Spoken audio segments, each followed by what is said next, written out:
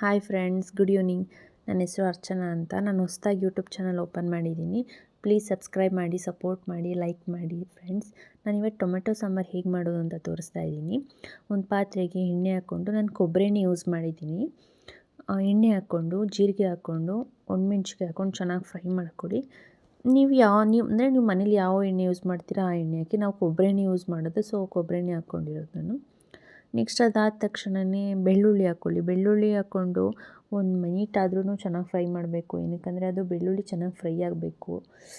So ಅದಕ್ಕೆ ಒಂದು minute fry ಮಾಡಿ. ನೆಕ್ಸ್ಟ್ ಕರ್ಬೇವಿನ ಸೊಪ್ಪು ಹಾಕ್ಕೊಂಡು ಈರುಳ್ಳಿ ಹಾಕ್ಕೊಳ್ಳಿ. ಈರುಳ್ಳಿ ಸ್ವಲ್ಪ ಬ್ರೌನಿಷ್ ಬರಬೇಕು. ಬ್ರೌನಿಷ್ ಬರೋವರೆಗೂ ಚೆನ್ನಾಗಿ ಫ್ರೈ ಮಾಡ್ಕೊಳ್ಳಿ ಫ್ರೆಂಡ್ಸ್. ನಾನಿವತ್ತು ಹೊಸದಾಗಿ ಯೂಟ್ಯೂಬ್ ಚಾನಲ್ ಓಪನ್ ಮಾಡಿದ್ದೀನಿ. ಸಪೋರ್ಟ್ ಮಾಡಿ, ಲೈಕ್ ಮಾಡಿ, ಶೇರ್ ಮಾಡಿ ಫ್ರೆಂಡ್ಸ್. ಏನಾದರೂ ನಾನು ಹೇಳಬೇಕಾದ್ರೆ ಏನಾದರೂ ತಪ್ಪಾಗಿದ್ದರೆ ದಯವಿಟ್ಟು ಕ್ಷಮಿಸಿ. ಏನಕ್ಕಂದರೆ ನಾನು ಇದು ಹೊಸದಾಗಿ ಯೂಟ್ಯೂಬ್ ಚಾನಲ್ ಓಪನ್ ಮಾಡ್ತಿರೋದು. ಸೊ ಫಸ್ಟ್ ವಿಡಿಯೋ ಅಲ್ವಾ, ತಿದ್ಕೋತೀನಿ. ನೆಕ್ಸ್ಟ್ ಟೊಮೆಟೊ ನಿಮ್ಗೆ ಎಷ್ಟು ಬೇಕೋ ಅಷ್ಟು ರುಬ್ಕೊಂಡು ಟೊಮೆಟೊ ಹಾಕ್ಕೊಂಡು ಚೆನ್ನಾಗಿ ಫ್ರೈ ಮಾಡ್ಕೊಳ್ಳಿ.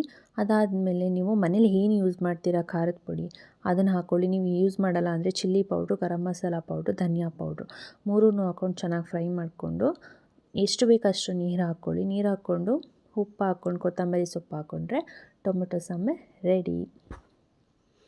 ಇಷ್ಟೇ ಫ್ರೆಂಡ್ಸ್, ಟೊಮೆಟೊ ಸಾಂಬಾರು ರೆಸಿಪಿ.